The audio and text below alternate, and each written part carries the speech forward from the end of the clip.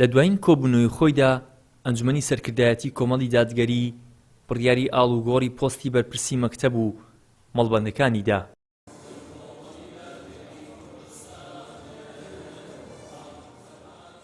لەو چوارچێوەیەشدا ئاڵوگۆڕی پۆستی مەڵبەندی دەوروبەری هەولێر و مەکتەبی ڕاهێنان و پێگەیاندن بەڕێوە چوو.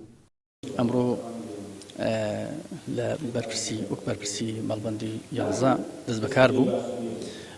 طبعا ئەو بەرپرسیارەتیە ئەرکە پشتیوان بەخوای پەروەردگار لە ئاست ئەو ئەرکە دەبین، لە ئاست تموح و ئومێدی خەڵک دەبین ئینشاء الله.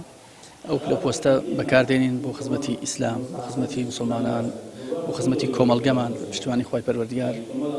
ئێمە کۆمەڵ لە خەڵکدا نەبڕاوە و داش نابڕێ و پشتیوان بەخوای پەروەردگار ئێمەش لە شوێنی خۆمان وا دەکەین کە کۆمەڵ و کۆمەڵگە زیاتر تێکەڵ بێکتری بن ئینشاء الله تعالی.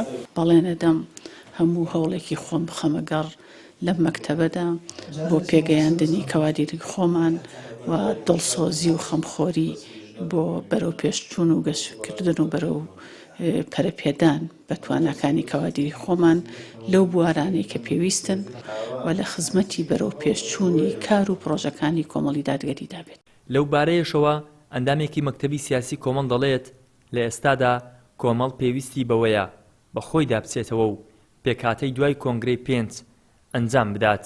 ژمارەیەک لە برایان و خوشکانمان بۆ بەرپرسی مەڵبەند و مەکتەبەکانی کۆمەڵی دادگەری ڕاستپێراون ئێمە چین لە شوێنی خۆیانە و برا خوشکان ئەناسێنین بۆ ستافێکە هەبووە و دواتریش پشت بەخوای گەورە دەسی لێ جوڵێن و کاری لەسەرەکەین بە جددی بە گەرم و گوڕی. کۆمەڵی دادگەری لە ئێستایا زۆر پێویستی بەوە هەیە زیاتر بە خۆیان بچێتەوە، جارێککە بە هیمەتەوە بینەوە پێشەوە بۆ کار و ئیشمان کە کۆنگرەمان بەستۆ کۆنگرەی پێنجەمی کۆمەڵی دادگەری ئەو برا خوشکانەمان ئەناسێنین بۆ ئۆرگانەکان.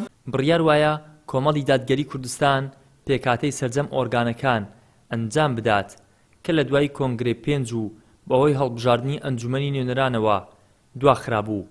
لە ئێستاشدا پرۆسەی ئاڵوگۆڕی بەرپرسی مەکتەب و مەڵبەندەکان دەستی پێکردووە. ئیدریس محەممەد، کەناڵی ئاسمانی پەیام، هەولێر.